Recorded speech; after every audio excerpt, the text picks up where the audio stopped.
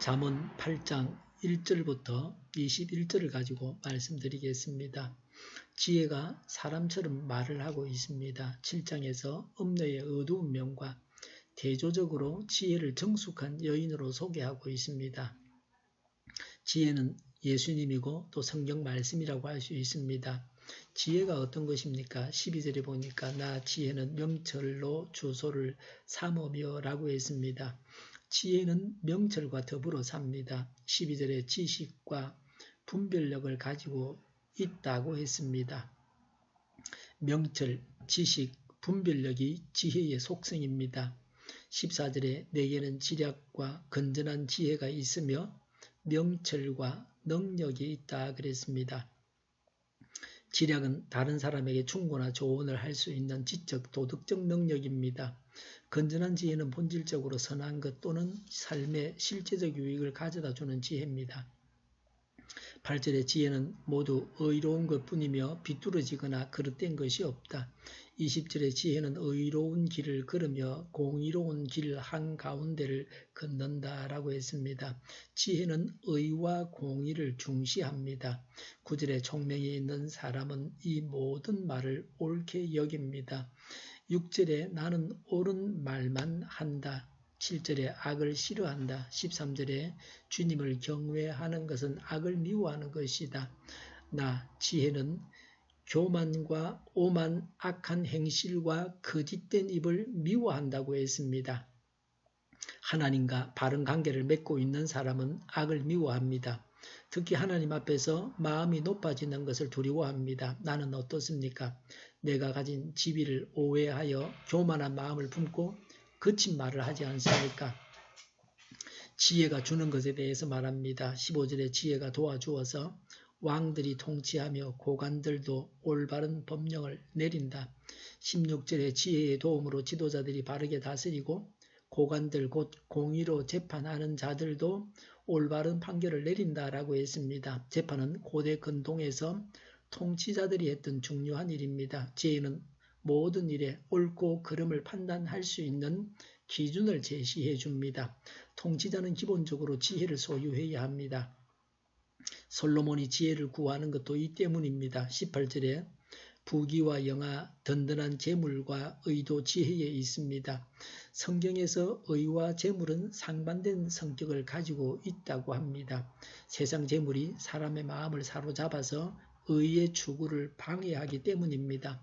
21절에 나를 사랑하는 사람에게는 내가 재물을 주어서 그의 금고가 가득 차게 하여 줄 것이다 라고 했습니다. 지혜자는 지혜를 가지고 정당한 방법으로 재물을 얻습니다. 그래서 그의 재물은 계속해서 보존됩니다. 이런 재물은 하나님의 일에 사용되어지고 하나님의 의를 이룹니다. 재물은 궁극적으로 천국의 보화를 말합니다. 지혜를 선택하라고 합니다. 1절부터 4절에 지혜가 사람을 부릅니다. 길가와 네거리와 마을 어귀 성문 격과 여러 출입문에서 외칩니다. 음녀는 어두운 곳에서 떳떳하지 못하게 사람을 부릅니다.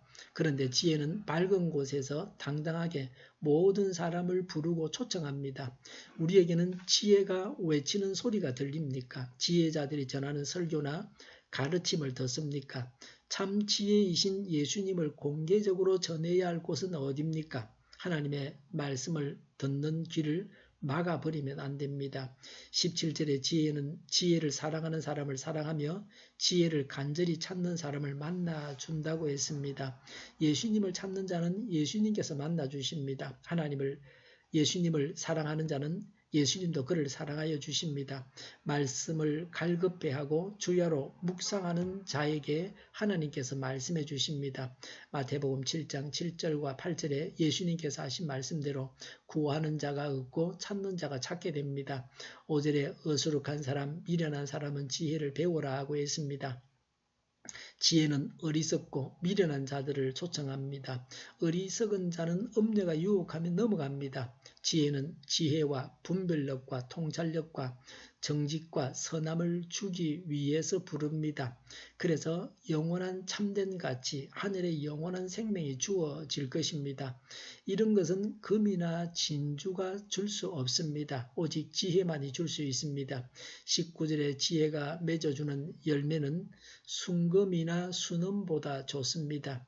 10절에 너희는 은금보다 훈계, 지식, 지혜, 하나님을 선택하여 받으라고 합니다. 11절에 참으로 지혜는 진주보다 좋으며 내가 갖고 싶어하는 그 어떤 것도 이것과 비교할 수 없다고 했습니다. 지혜가 영생을 주고 풍요함을 줍니다. 그래서 지혜를 선택해야 합니다. 부나 물질에 눈이 어두워서 훈계나 충고를 거절하지 않습니까? 자녀에게 세상에서 성공하는 방법과 하나님의 말씀을 가르치는 일 중에서 어느 것에 더 비중을 두고 있습니까? 지혜를 사랑해야 합니다. 지혜의 소리에 더욱 귀를 기울이며 하나님의 말씀을 따라서 하나님을 잘 섬겨야 합니다. 기도하겠습니다. 하나님을 사랑하고 하나님께 귀를 기울이고 하나님의 말씀을 따라서 하나님을 잘 섬기게 하여 주시옵소서. 오늘도 드려지는 모든 예배를 주장하여 주시옵소서. 교회랑 하는 발걸음을 주장하시고 악한 마귀가 틈타지 못하게 하여 주시옵소서.